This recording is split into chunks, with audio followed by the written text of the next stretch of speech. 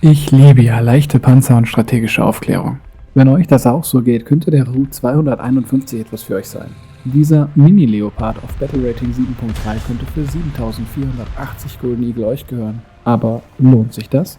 Grundsätzlich ist es ziemlich Banane, Echtgeld für ein Fahrzeug in War Thunder auszugeben, aber das muss jeder selber wissen. Der Ru wurde parallel zum Leopard 1 entwickelt und nicht von der Bundeswehr angeschafft, weil sich Leo und Ru zu sehr ähneln.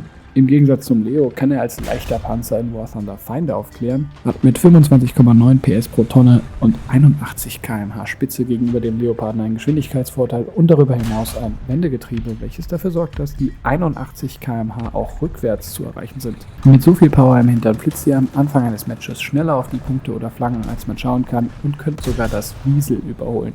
Bewaffnet ist das kleine Schnuckelchen mit einer 90 mm Kanone, welche bis zu -9 Grad gesenkt werden kann, aber nach hinten wie beim Leo vom erhöhten Heck beim Absenken blockiert wird.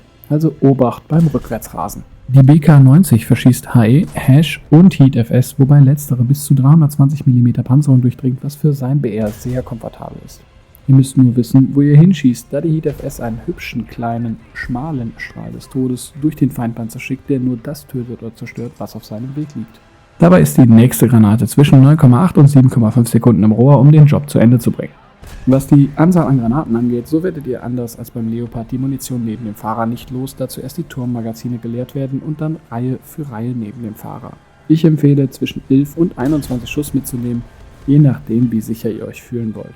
Panzerung ist beim Ru 251 in War Thunder kein Thema, denn selbst Kaliber 50 MGs durchschlagen eure Seite. Also bleibt bei Flanken, Hinterhalten und Hit-and-Run-Taktiken. Aber dabei glänzt dieser Mini-Leopard heller als die Sonne selbst. Ferner könnt ihr euch mittels eines 8-fach Rauchgranatenwerfers schnell unsichtbar machen, der jeweils 2 davon in Turmrichtung ausstößt. Taktisch ist der Hinterhalt euer Zuhause. Strategisch wichtige Punkte einsehen und kontrollieren, Gegner aufklären und einzelne Gegner rausnehmen und neu positionieren, um dem Gegenfeuer zu entgehen.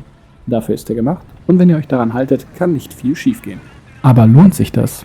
Naja, 7480 Golden Eagle sind schon eine Hausnummer. Selbst im Sale, der bald wieder kommt, sind es bei einem 50% Rabatt noch 3740 und damit eine Menge Holz. Dafür bekommt ihr aber einen der, wenn nicht den besten Light Tank im deutschen Baum, mit dem ihr euch gut auf den Leoparden vorbereiten könnt und der auch mit dem Leo zusammen gut gespielt werden kann. Ich will das hier nicht ultimativ beantworten, weil es eine Menge Kohle ist, aber ihr bekommt hier etwas dafür, wenn ihr ihn viel spielen werdet. Oben links findet ihr meinen Scouting Guide und rechts Gameplay mit dem Ru. Man schießt sich, Peregrin Ende.